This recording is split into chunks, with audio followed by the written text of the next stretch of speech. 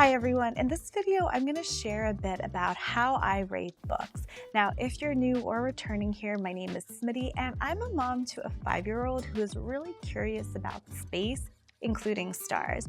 But those aren't the stars we're going to be discussing today.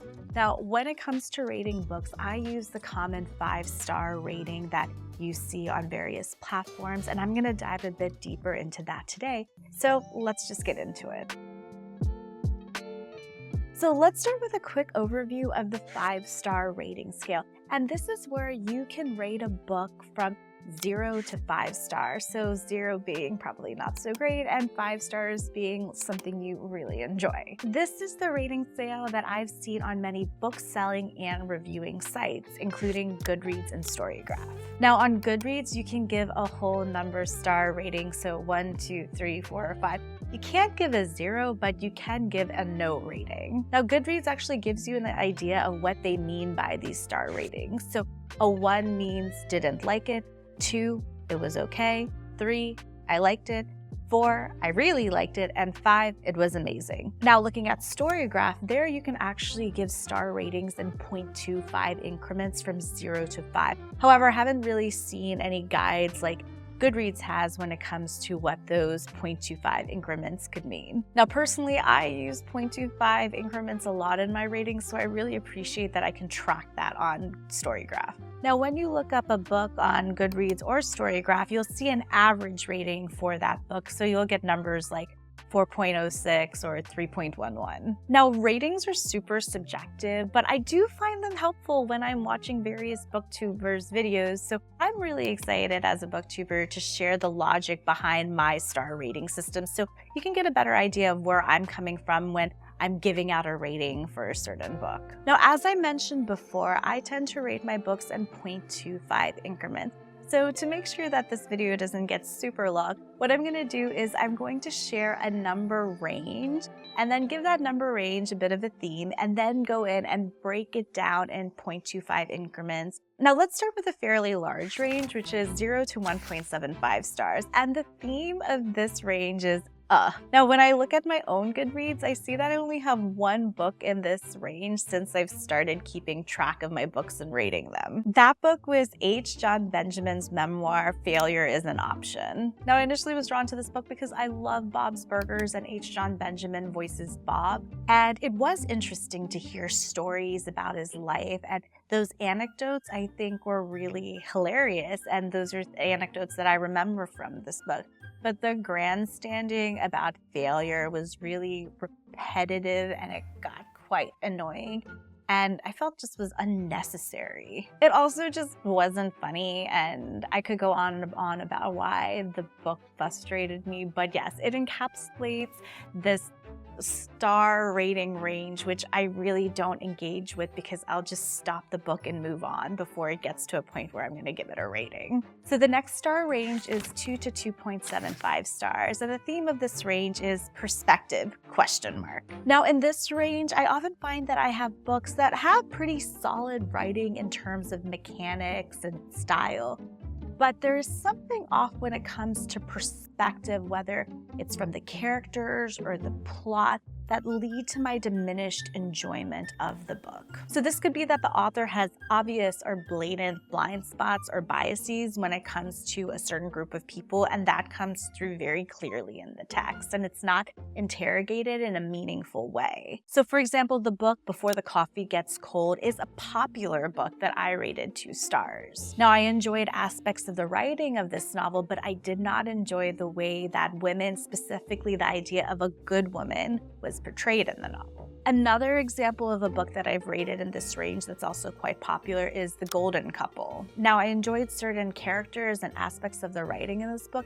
However, I felt the twist was so poorly set up that it led to my diminished enjoyment, so it fell into this range as well. So when it comes to star rating, something in the 2 to 2.5 range would have perspective issues and varying writing quality. So a 2.5 star read would still have perspective issues, but better writing style and mechanics than a 2.0 read to me. Now, a 2.75 star read for me is something that has something really good about it, but the perspective issues are still a major hang-up for me. Now, a great personal example of this for me is Murakami's Kafka on the Shore. I think Murakami's writing is mesmerizing, and even though his go-to genre of surrealism isn't my favorite genre, I can still appreciate it. However, in this book, I really did not enjoy how women were portrayed, so that's why it was a 2.75 star read for me. Now, the next range is 3 to 3.75 stars, and the theme of this range is solid, period. Now, books in this range, I have no problem recommending. If I were thinking of it along the lines of a US report card system, this range would be a B, which means to me very good and above average. Now, if I were to give a book a 3.0, that would be a book that I found perfectly fine. Maybe I had 1 or 2 issues with, likely the writing. And so while the enjoyment was there, it waxed and waned throughout the book. However, I still appreciated the book. A good personal example of this for me is The Daughter of Dr. Moreau by Silvia Moreno Garcia. Now, this book had a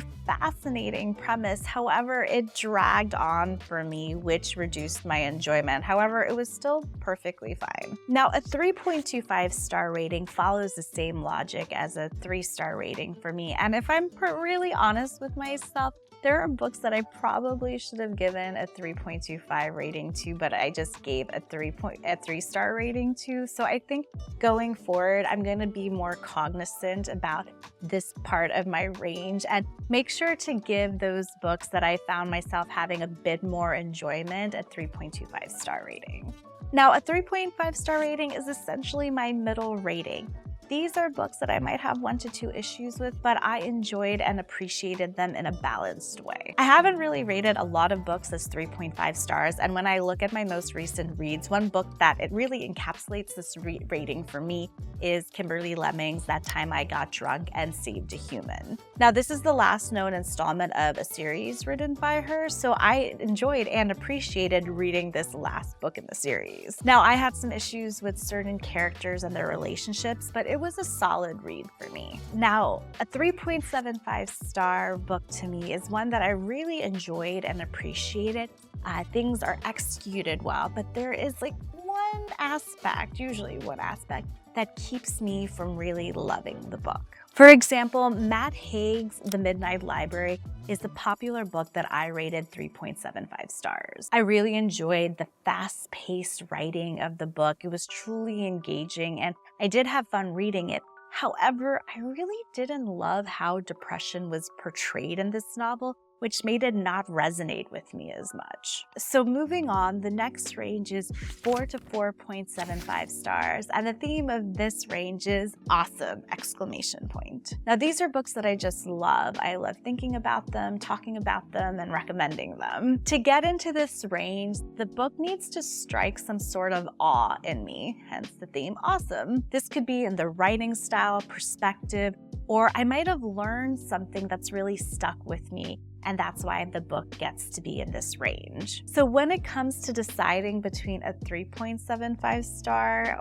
or a 4-star read for me, the tipping point is truly awe. Now, there still might be 1 to 2 issues for me in a book. However, if I have that moment of awe, it's automatically at least a 4-star read for me. Now, when it comes to that tipping point, one book that comes to mind is the popular book Remarkably Bright Creatures by Shelby Van Pelt. Now, I appreciated and enjoyed the writing, even though I did find it dragged at certain points and certain characters and their character development felt a bit off. However, the relationship between the octopus and the older woman protagonist definitely struck some awe within me, which is why I ended up rating this book a 4-star read as opposed to a 3.75 star read. Now, when it comes to my own patterns and biases within my rating system, I'm noticing that I tend to give books a 3-star or 4-star rating more so than a 3.25 or 4.25 star rating. And yes, that happens again with this range. So when it comes to stats, my mode rating, which is the rating that I most frequently give,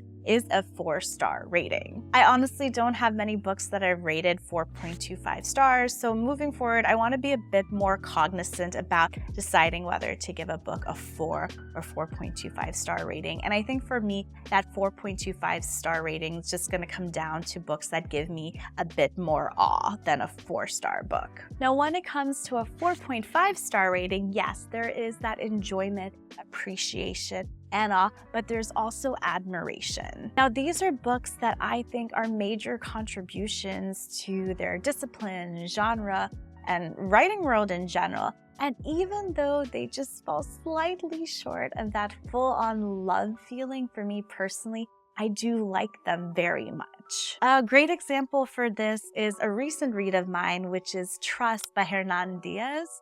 I thought the writing of this book was fantastic, and especially the structure and a lot of the themes. And I enjoyed this book very much, and I think it's executed so beautifully, and it won a Pulitzer Prize, so clearly it's getting the recognition it deserves. However, it was just a little short of that full-on love feeling for me personally. So that leads me to that love feeling, which honestly dominates my 4.75 star rating. A clear example of this for me personally is the Celestial Kingdom duology by Su Lin Tan. So that's Daughter of the Moon Goddess and Heart of the Sun Warrior, as well as the addendum book, Tales of the Celestial Kingdom. I just love these books. So what keeps books like these from getting a 5-star rating? It honestly comes down to that 5-star feeling. I know what a 5-star read is to me because I feel it to my core. The writing is excellent. I've definitely enjoyed and appreciated my experience reading them. There's also admiration filled with multiple moments of awe. But perhaps something more important is that these books changed me, and I can easily point to how these books have done so. They've often taught me something profound or informed or altered my perspective on something in a meaningful way. And I honestly keep thinking about these books long after I've read them. For example, Piranesi by Susanna Clarke is a 5-star read to me because it ticks all those boxes I've mentioned, and I honestly think about this book at least weekly. Now, when it comes to giving a book a 5-star rating, I am not precious about it. I'm just truly excited when I encounter a 5-star read and get that 5-star feeling. And it's currently my second highest rating that I give a book. So yeah, that's how I rate books. And I hope that's given you some clarity on how I review and go about thinking about books. It's definitely given me some clarity, and I've noticed some patterns, and I've made some adjustments moving forward. Also, let me know in the comments about your rating system or an aspect of your rating system that you'd like to share. I would love to hear about it. Now, if you're curious about how I've rated past books that I've read, I have a whole playlist here full of spoiler-free book reviews. So that's all for this video, and I will catch you in the next one. Bye.